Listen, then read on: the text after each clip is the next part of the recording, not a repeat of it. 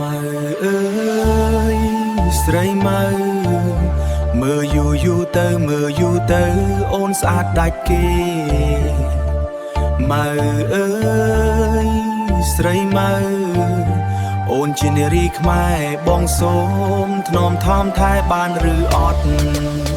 មើអើយស្រីមើកូនមើទៅក៏កំ ប្លង់នៅនងមើលអូនដើរម្ដងម្ដងបងព្រឺឆ្អឹងខ្នងលងស្នេហ៍ផោផងម៉ៅអើយស្រីម៉ៅគុណពីក្រោយបងកើតចំណងត្រកៀកអូនសាយគុណពីក្រោយបងកើតចំណងរៀងអូនលយគុណពីក្រោយបងកើតចំណង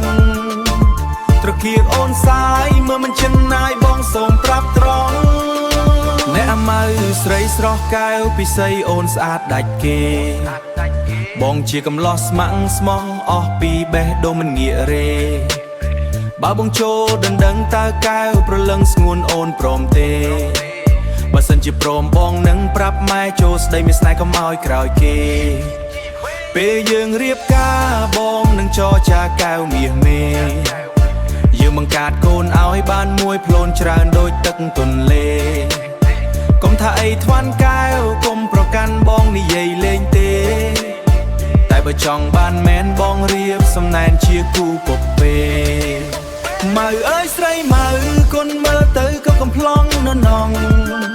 មើលអូនដើរម្ដងម្ដងបងព្រឺឆ្អឹងខ្នងលងស្នេហ៍ផោផងរៀងអូនលយគុណពីក្រោយបងកើតចំណងត្រកៀកអូនសាយមើលមិនចិនណាយបងសូមប្រាប់ត្រង់ម៉ៅអើយស្រីម៉ៅ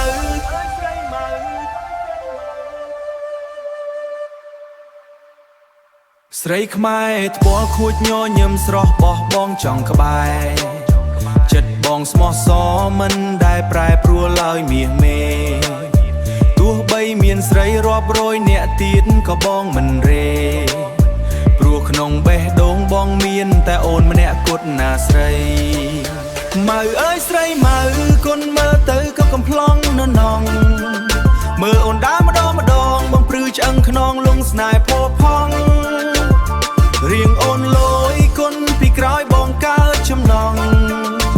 ត្រកៀកអូនសាយមើលមិនចិនណាយបងសូមប្រាប់ត្រង់